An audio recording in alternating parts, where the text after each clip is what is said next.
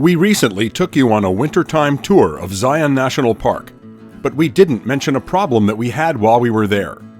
We went from this to this.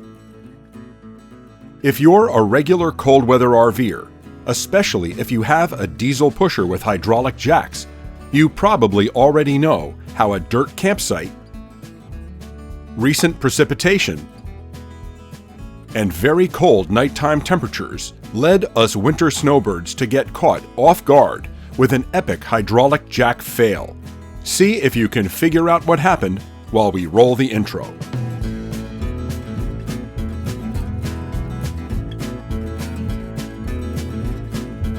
We always say that we're never too old to learn, and sometimes it seems like we make it our mission to learn things the hard way so that you don't have to. Even though we've been full-timing for nearly 14 years, our habit of avoiding cold weather camping has made us forget something that's probably everyday knowledge for those less averse to the cold. Here's what happened.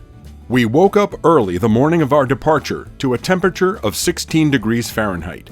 Since we weren't on a tight schedule, we hadn't bothered to stow anything the night before, including the jacks. When we pressed the store button, the airbags inflated, raising the RV up. But the jacks had been pressed firmly into the wet dirt. When the temperature plunged overnight, they froze solidly to the ground. Turns out, the jack's feet aren't actually bolted to the hydraulic cylinders, but only held in place by the springs. As the airbags inflated, 3 of our 4 jacks broke loose from the ground right away, but the cylinder on our left rear jack simply lifted out of the foot, stretching the springs out. It didn't take long for the springs to overcome the frozen ground, releasing the foot like a slingshot, knocking it out of place and leaving it hanging. If you're camping on wet dirt and the temperature is above freezing during the day, but forecast to plummet overnight, consider storing your jacks the afternoon before your planned departure, during the warmest time of the day. If you forget, pour some hot water on them right before retracting, and watch to make sure they're not stuck. Our immediate problem wasn't our inability to use the leveling system, but our inability to drive. Since the springs are the only things that compress the hydraulic cylinders on our HWH jacks, this one had been left extended when the springs came off. Now we couldn't drive, as the cylinder was uncomfortably close to the ground, considerably further down than we're demonstrating here. We've heard about people using 2x4s to pry unretracted jacks back up, but we were in the middle of nowhere, and we certainly don't carry lumber on board. So we figured out how to put our utility blocks to yet another excellent use. We stacked up as many of them as needed to get as close to the hydraulic cylinder as possible, and positioned the hole in the center of the foot directly under the cylinder. Then, after referring to the HWH owner's manual to find out which solenoid valve corresponded to the left rear jack, we opened the T-handle release on the solenoid. Pressing the dump button on the controller dumped our airbags, using the weight of the RV to press the jack into the stowed position. This worked because we'd opened the T-handle, allowing the hydraulic fluid to go back into the reservoir. If you're wondering why the RV is rolling, that's just the suspension moving about 5 inches forward as we dump the airbags. It moves back when we air up. All we had to do now was close the T-handle, and we were safe to drive, which we actually did for more than 1,200 miles with no problem, before arriving at a suitable location to reinstall the springs. For this, we turned to one of our favorite resources, the user forums on IRV2, and found a couple of great threads on the topic.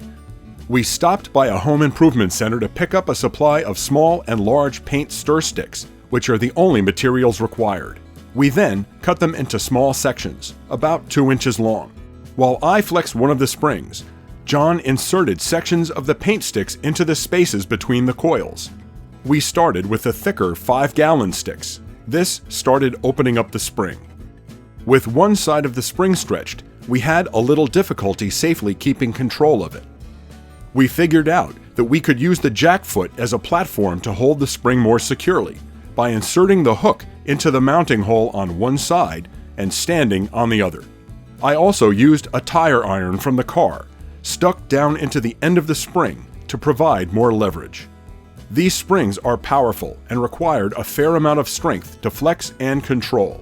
You can see that we've started to lengthen the spring by expanding the coils. But we need it to be a little longer, so we'll continue adding the smaller sticks on both sides anywhere we have room. When we're done, we've expanded the length of the spring by about 3 inches, which is plenty. After repeating the process on the other spring, they're ready to install. So all we need to do is hang them in place.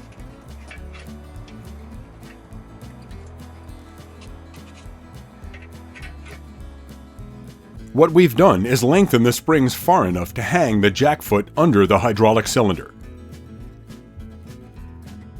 Hanging the foot at the bottom of each spring is a breeze.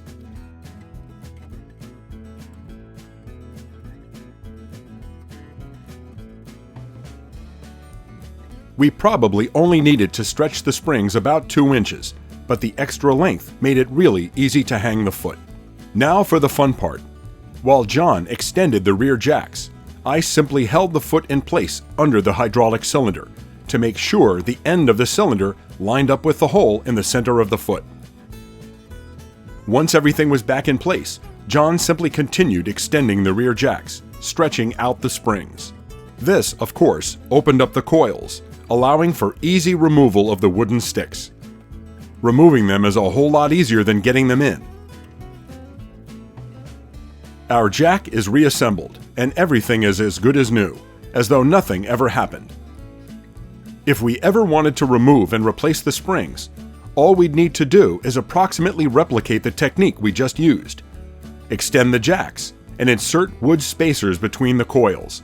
This will expand the springs, but hydraulics do all the heavy work by opening the coils for us.